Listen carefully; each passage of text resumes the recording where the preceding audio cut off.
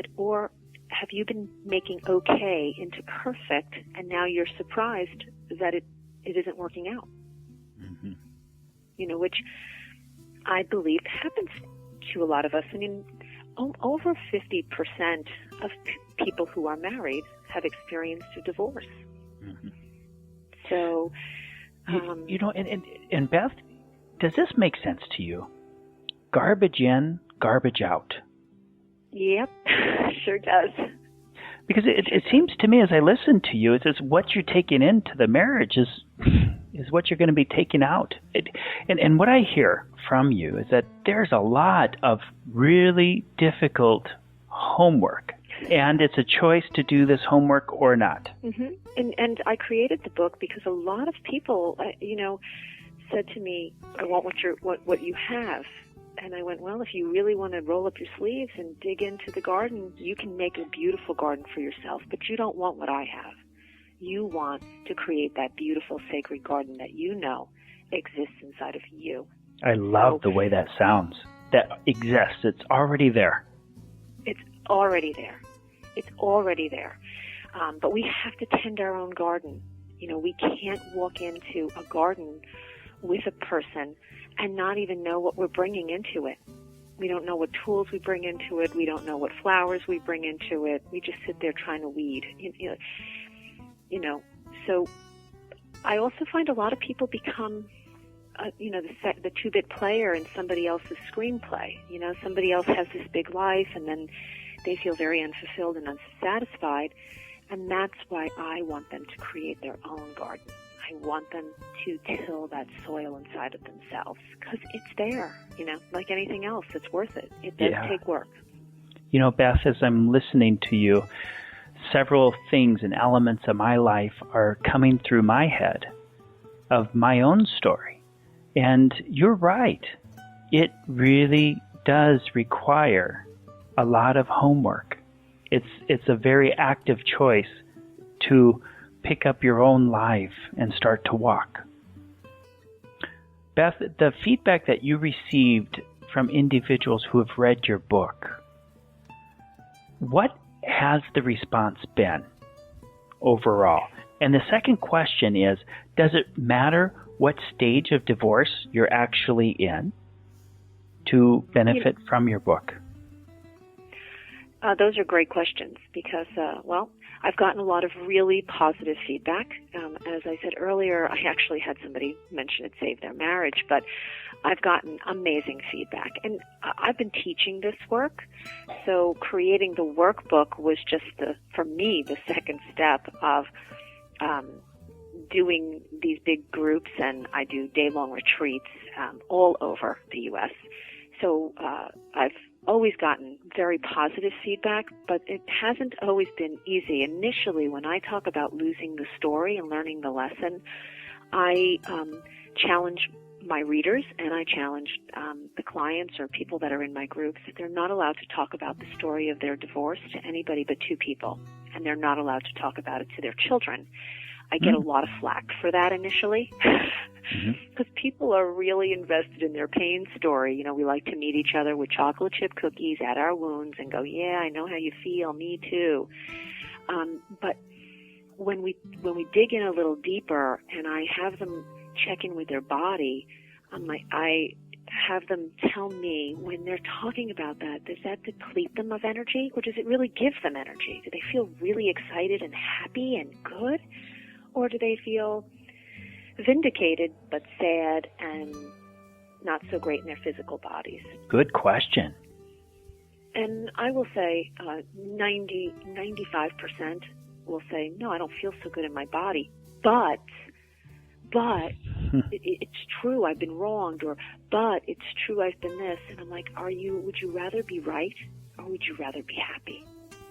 You have this life to live. You have this amazing planet to experience. Are you going to stay in the muck? Are you going to stay in hell? Or are you going to keep going? You're going to get to your feet and keep on moving. So the feedback's been really positive, but I have definitely had my share of, I'm not doing that. I've been wronged. You're wrong. I don't have to forgive him or her. I'm never going to do that.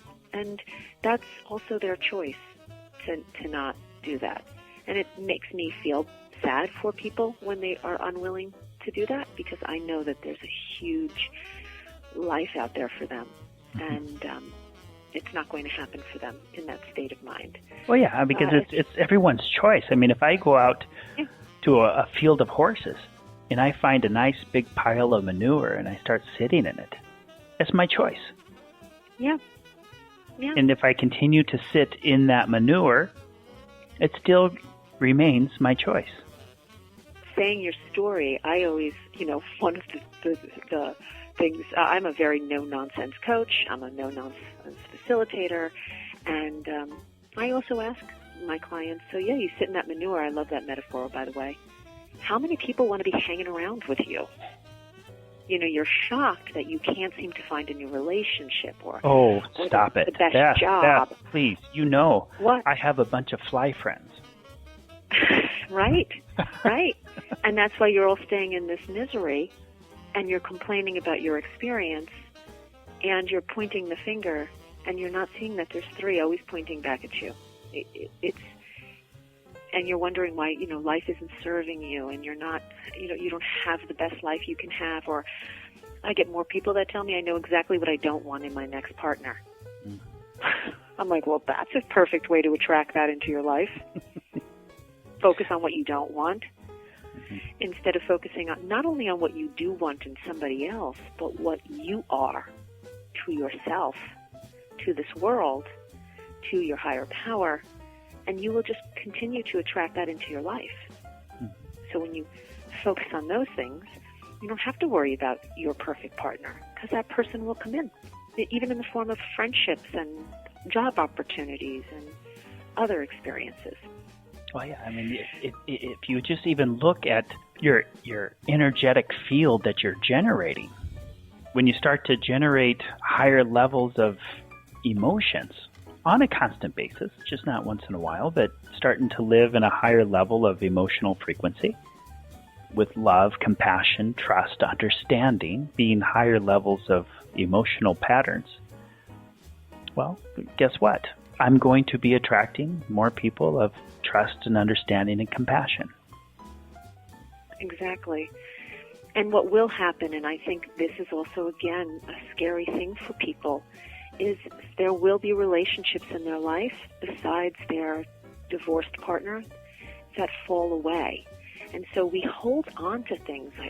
I look at people and we become so invested in forever, and this is what you should do, and these are the relationships that should matter to you. And we're dying inside. Instead of loving people from a distance, sometimes it's better to love people outside of the picket fence.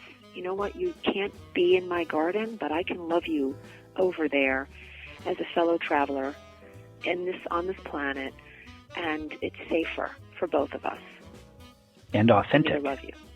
And it's authentic. It's real, instead of being a bitter giver, being in a relationship, even with friendships. Ooh, I love the sound of that. Bitter giver. Yeah, that's one of my big sayings. Are you a bitter giver? Because I gave everything in that marriage. I gave up all these, I gave up my youth. I gave this, I gave that. And I'm like, shut up. Shut up. That sounds really bitter. How about get over it and get on with it? God, you sound like, Beth, you're an awesome coach. Thank you. Yeah. I love my work. I have to tell you, though, so you can't see me, but I have a big eyebrow, and all my clients tell me, don't ever get Botox, because we know when you don't believe us, because the eyebrow goes up even when you don't say anything. But I say that to my clients, and even in groups, not because I'm judging them, it's because I look at all of these amazing people, and I'm like, you're all these beautiful, amazing manifestations, and I'm a very spiritual person. My book is too, so I will say of God. If people aren't comfortable with that, they can say source or the universe, whatever. But I'm looking at all these amazing people living right in this moment, stuck in their past. And I'm like, there's so much potential in each of you to be creating heaven here on earth, and you're creating your own hell. So I don't say shut up because I'm angry at them. I'm like, cut it out because there's so much out there for you. I believe that there is. So, I always talk to my clients about what would the resurrection be, the crucifixion be without the resurrection. The idea that we're entitled to a new life when the one we're living no longer serves us. That can burn away, and we're entitled to create a new experience for ourselves. It's our, very powerful. I believe, our God-given right here. But it's also the gift we throw away by keeping one foot in the past, by refusing to shut the door through forgiveness, through love, through, taking care of ourselves. And it really does boil down to, for a lot of my clients and for people who are going through divorce, that idea that they'll never be loved again, that they're not lovable. And that's just not true. It's a huge, big, fat lie. We're all lovable. We all have potential. And there's no accidents here. Nobody on this planet is an accident. So, when you ask me if it matters in terms of the stage that people are going through, I would say it doesn't really, because the process is different for everybody, and everybody's entitled to take as long or as little time as they need to go through the experience. But one thing that I thought you said earlier, which is very poignant, and I think really important for people to remember, is that even when they feel like they've gotten over something, sometimes they have to revisit forgiveness, or they have to hone their values. They have to work on choosing to change their story. So it's like, be gentle with yourself, because it's a process and it doesn't happen overnight. Mm-hmm. Well, there's a lot of people that want it to happen overnight. There's a lot of people who are living in the future saying, doggone it, I need this over, and I need it over now. Beth, help me. Yeah. And there are a lot of people that are train wrecks, entering into new relationships, new marriages, rushing from one intimate relationship into another, not knowing who they are, not knowing what they bring, not knowing what they value, and then being shocked by it all when they're thrown off the Grand Canyon again. Truly. I had an image. Yeah. Well, I always say, would you rather fly or would you rather be kicked off the Grand Canyon? I choose to create those wings so that I can fly. Because we're not going to transcend. We don't get to transcend our painful experiences. We have to go through our painful experiences. But I believe that's also what helps us become leaders with a servant's heart. I like to think of the work I do as being a servant to the groups that I work with. I've been through it. I understand the pain. I have absolute empathy. I get the fear. I understand how constricting it can be. But I also know that there is life on the other side.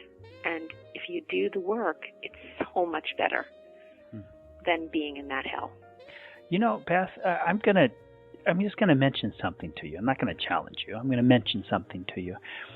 The image that I have is not you as a servant, even though that may be how you see yourself.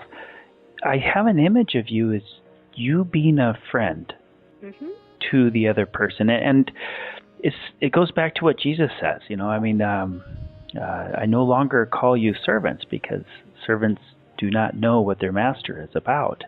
I call you friends. Right. There seems to be, at least for you, an equality. Absolutely.